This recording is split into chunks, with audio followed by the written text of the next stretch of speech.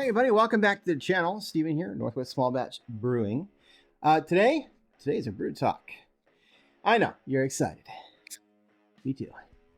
So, I came across some information recently, and I don't know that I really agree with it, but it is from what I feel is pretty reputable sources, I suppose. If not sources that are, they have a little bit in it to win it, right? Here's the deal. Do you really need oxygen in your wort? Do you need to oxygenate it? Does it really make a difference? And what do the yeast companies say? Cheers. Oh man, I love this kind of beer. This beer is so good. All right.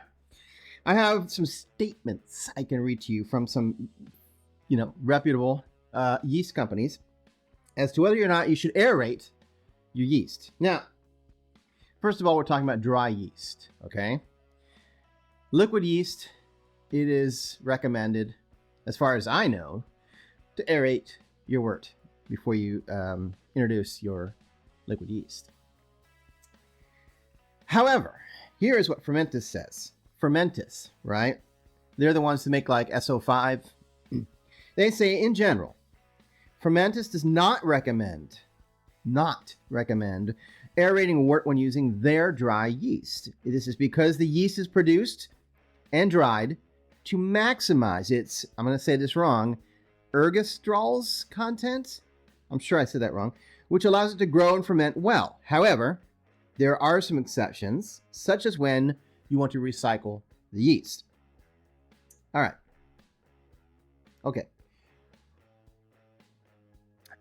So they're saying they grow, basically they have, it's their dry yeast is formulated to not need aeration. They further go on to say, we don't recommend aerating the wort in normal conditions. The dry yeast has been produced and dried with a specific know-how of the I'm going to say this wrong again too, Lesafre group, in order to maximize the ergostrals, content of the cells. This allows the yeast to grow and multiply and ferment well. There is no difference for the O2, whether we're using dry ale yeast or dry lager yeast. Okay, that's a lot. I can't speak to the science behind it and these words that I can't pronounce, but at the end there, it's interesting that they are saying that it doesn't matter whether you're making an ale or a lager, and that's a good question because they are two different kinds of yeast. They are saying that basically they've pre-formulated their yeast so that you don't need to aerate it, with the exception of what they call recycling the yeast. They're talking about if you've used the yeast already to make a beer and then you want to pour beer on top of it, so you can do that. Or, just to start the next beer, or you're going to harvest the yeast and reuse it. You're going to wash the yeast, whatever. If you're going to recycle the yeast in some way, then they're suggesting you probably want to aerate the wort to give it a better option, because the stuff that they put in the dry yeast to help formulate it to not need to be oxygenated will have been used up, right? And so you won't have the same benefit if you use the yeast a second time or a third time, etc. All right. Okay, that's Fermentis. So I thought, okay, I said, that's weird. I've never heard that before. And I have heard that you don't need any yeast nutrient with dry yeast because it has everything it needs. But I'd never heard that you don't need to aerate the wort. And trust me, I'll have a little bit to say about this. Lallemand is the other big dry yeast company, right? Let's see what Lallemand has to say about their dry yeast. They say, no, dry yeast does not require aeration for the first pitch. This is because the yeast already has enough carbohydrates and unsaturated fatty acids to grow actively.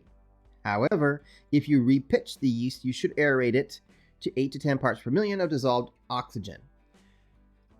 So they say the same thing, although I'm not sure if they're saying it for different reasons.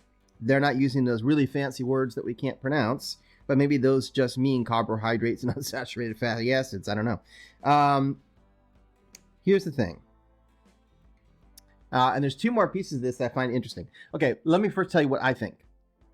I think that I absolutely do believe that they probably put something, they basically formulate their yeast to grow without needing aeration. That being said, I have found that if I do not aerate my wort, and this is coming from a dry yeast guy.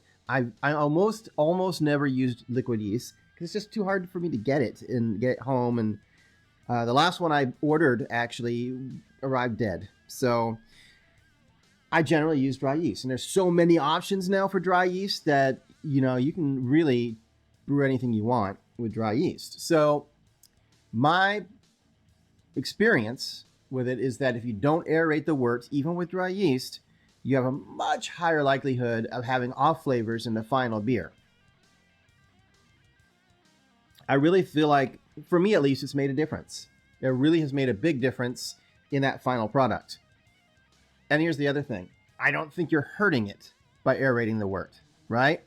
As long as you're not using maybe an oxygen stone. Don't go overkill. But if you're just shaking it or you're using a stir stick like I do, I don't think you can really over-oxygenate the wort using those methods, and it doesn't harm it. So I figure, at the very least, it's not harming it. But on the other side, maybe it's actually providing more benefit, right? I'm telling you, I've seen a marked difference between actually using the drill and the paddle to aerate my wort, even opposed to just shaking it by hand. It really has made a difference in my final product. I have a lot less off flavors at the end than I would otherwise. So here's something else. Stressed yeast can create unwanted flavors and aromas during fermentation. Right. So it says don't stir the yeast right after you sprinkle it in. So that's the other thing, right? With dry yeast, they now say you really shouldn't rehydrate it. There's no need to do it, and it can actually make it. Remember that yeast is formulated, right? If you rehydrate it first, all the nutrients and the basically pre-made stuff they put in there that's made for putting it right into beer is kind of made defunct by trying to rehydrate it first. It's actually better not to. Unless it specifically tells you to on their site or on the packet, it's better not to rehydrate it. That being said, they do say sprinkle it in over your wort. Now, they say don't stir it or shake it. Here's the deal. And I didn't know this. But I have seen, and I've done it myself, where you pour the yeast in and you're like, well, I want to get this nicely mixed up, right? So then you shake it a bit to get the yeast all nice and mixed up. Or you might even aerate the wort after you add the yeast, right? Here's the deal. It says from their websites, if you shake, stir, whatever, agitate the yeast after you sprinkle it into your wort, it can break the yeast cell membrane and end up causing stress and unwanted flavors and aromas. So make that your last step. Sprinkle the yeast in, set it, and forget it. Anyway, I'm surprised to talk that much about this for this long. That's plenty. Let me know what you think and whether you aerate your wort with dry yeast. And I'll be back in another week with another video. Thanks for stopping by. Cheers. Keep on brewing.